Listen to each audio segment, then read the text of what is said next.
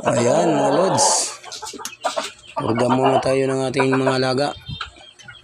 Unahin natin mga lods itong ating tandang para gumanda ang kanyang katawan. Dahil nalalapit na ang kanyang exam, susubukan natin mga lods kung makakalusot itong ating alaga. Isa nga pala itong 8 months old na itong ating alagang tandang. May lahing hats nga pala ito.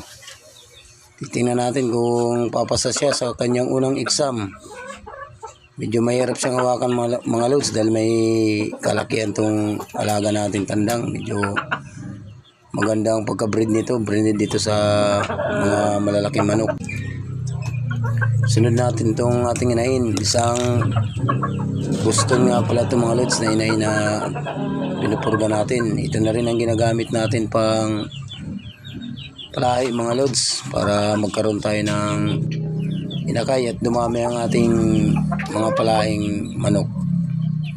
Pinaiinom nga pala muna natin mga lods ng malinis na tubig pagkatapos natin purgahin para lalong malinis ang kanilang bituka, para may ipot nila yung mga bakterya na sa loob ng kanilang katawan.